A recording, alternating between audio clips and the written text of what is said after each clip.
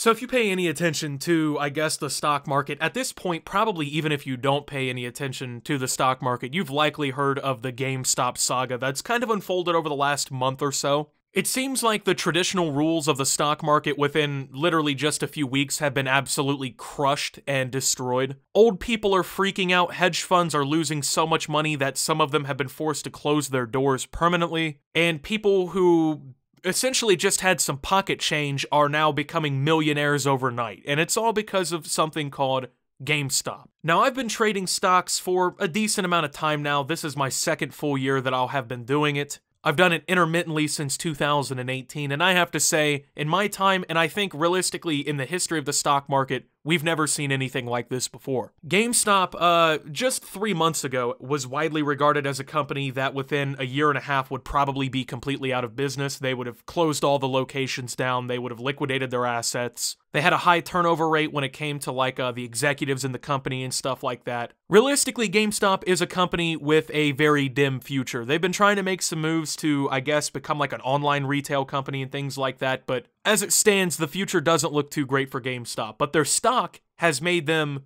become one of the largest companies in America, actually. It has reached Fortune 500 status within 2021. It completely demolished any previous record that it had in its price history, and the volume has spiked in trading tremendously, and it all comes down to r/Wall Street bets. And now it's all kind of happening all over again. If you were paying attention to this whole thing, GameStop share price went from like $400 down to like $40 within a couple of weeks. A lot of this was honestly due to hedge funds and billionaires and people who were set to lose their ass shadily attacking the stocks with, attacks. They were, of course, manipulating the stock in any way that they could. They're, of course, not going to be held accountable for any of that, but GameStop has once again surged back up over $150 a share as of me recording this audio, and people are freaking the fuck out again. So, to, I guess, quickly explain this story, okay? These hedge funds and these billionaires and these people with money were essentially betting against GameStop stock, okay? They were betting that the price would go down, and they were actually doing a move that would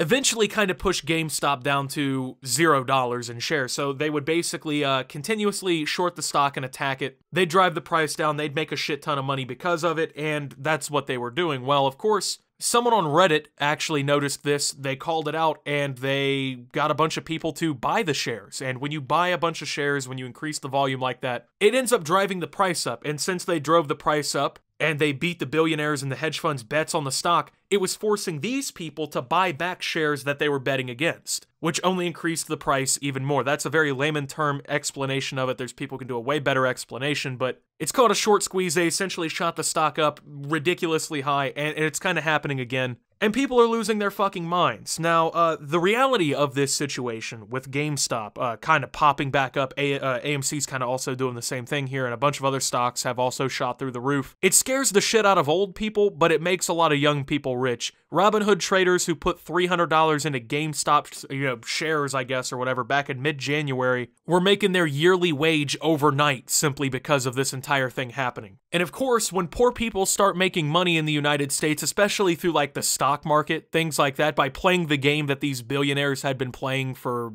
pretty much ever since the stock market has existed now, that's when people start freaking out. That's when, these hedge funds start worrying. That's when they start, trying to really manipulate the stock even more. That's when you'll see CNBC and all these other media outlets start sucking that corporate cock as hard as they can, lying to people, intentionally misinterpreting the situation to make it look like these people are doing something morally skewed. There's nothing wrong with what's happening here. These GameStop price pops are nothing more than the same thing that billionaires and hedge funds have done for decades. The amount of everyday traders that have been ruined by these types of actions are pretty much, you can't count them. It seems infinite at this point. These hedge funds have been fucking over the average person forever, but now that, they have to hold the bag for once and they had to eat shit, that's when a problem has now arisen, right? That's when everyone should feel bad for them. No one reasonable feels sorry for these fucks. Oh no, you have to sell your 9 yachts in order to, pay back the shit that you did. You pay back the trade that you made. You have to actually, lie in the bed that you made. You have to reap what you sow. Like, I don't feel sorry for these fucking people whatsoever. If Joe Schmo working at Burger King put $400 of spare change that he had into GameStop and he had $80,000 in 3 days, I'm supposed to feel sorry for some guy who was worth $19 billion who's suddenly worth 400 grand because he made a dumb fucking trade? But I digress. Now that this is kind of happening all over again, we're seeing the same things happen again. GameStop's stock has been halted for trading several times over the last 24 hours. And it's clear market manipulation is exactly what it is. They keep saying, oh, well, we've been halting these stocks that people are doing this with for the safety of the consumer. Which, when you translate it to non-bullshit, they're basically trying to say, well, we're trying to save people from taking $40 and turning that into $160 a share overnight. We're protecting them from the 200% gains overnight that they were, rightfully due. We're protecting these people from becoming rich because they don't want that, right?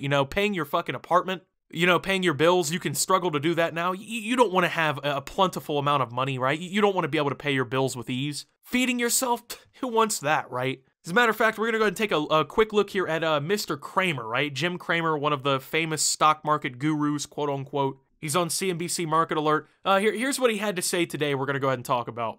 Look, this is not, it's the same group of usual suspects, but I think there's a lot of mystery that is when you see a stock like this and people begin to think, are prices real?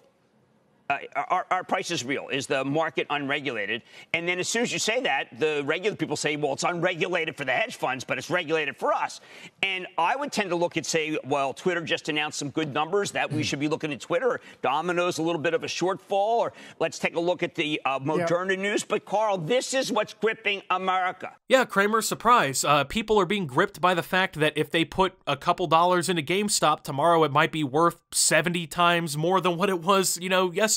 That's crazy to think, right? Like, those concepts have never existed before. People don't play the fucking lottery like drones. How dare these Americans be gripped by the fact that GameStop has gone up 200% in 38 hours? Yeah, it's not rocket science, bro. I'm not sure if he's not actually able to figure this out or if he's doing this because it's in his best interest for his job and whatnot. But it's clear why people are doing this. Because it's a chance to fuck over the people who've been fucking Americans over forever, right? When I was a kid, we had the recession, right? 2008, 2009. Guess who started that? It wasn't, my dad or my uncle or my grandma. It was the fucking assholes on Wall Street and the bankers and all of them. They were the ones responsible for that. So people see this as revenge. And then also, I love this too, right? People are wondering if the stock's prices even matter anymore. Are they real? Well, I mean, you're acting like overweight companies have never existed. For the last 2 years now, people have been debating whether or not Tesla's meteoric rise was legitimate or not. There's people who even outright claim that Tesla, which is one of the most popular stocks, one of the most valuable companies in the world now,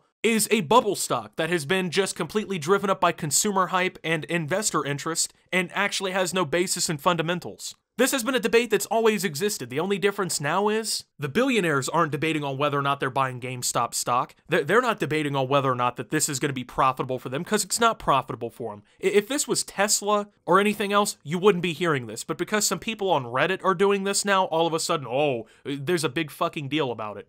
And we don't really have an answer. I know. No, our challenge, Jim, will be to deal with the corporate news that we can actually understand. But I want to get your point here. When you have Ryan tweeting pictures of ice cream with the frog, when Musk tweets a picture of the Dogecoin dog on the moon, do you believe that these executives are trying to move names not by the letter but by the spirit? And is there room for regulation there? I think the First Amendment protects ice cream cone pictures and what Elon Musk. I'm not kidding. See, First Amendment, look, analysts come out every day and they raise their price target. Well, these guys are raising their price target in a different sort of way. David, I know that it's a new world. The ice cream machine is working again. That seems to be what's working? The ice cream machine, because at McDonald's it's always broken.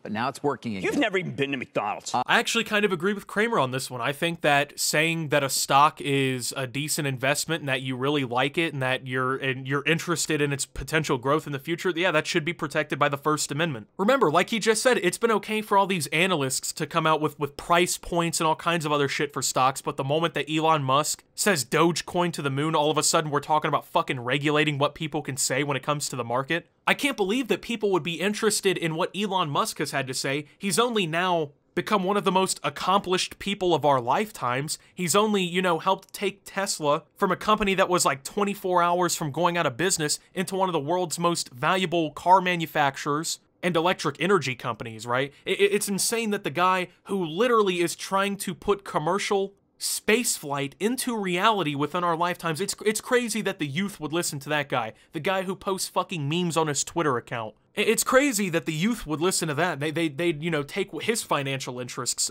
into heart instead of some 70-year-old man who has 80% of his fucking portfolio in Coca-Cola thinking that they're gonna, shoot to $400, right? It's crazy that Elon Musk has that kind of pull. And that's what's crazy and funny, I think, about all of this stuff that's been going on, right? These people have no clue how to react. They have no idea whether or not they should be on the common people's side for this, because that's the truth, and the popular opinion is right here, and it's righteous what these people are doing entirely, or if their billionaire buddies on Wall Street might be mad at them, right? So that's when, in the best interest of their jobs at CNBC Market Alert and to try and not piss off their buddies at these hedge funds, that's when they say all these things like, oh, well, this is unprecedented to the point that, like, it should be regulated. Like, no, go fuck yourself. Sure, maybe this does loosen up the traditional market a little bit. Maybe these old fucks who actually, control the stock market, maybe they are a little bit worried when it comes to investing and things like that now. But they were never worried when this was being played on the opposite side of the game, right? This is essentially the equivalent of, like, let's say hedge funds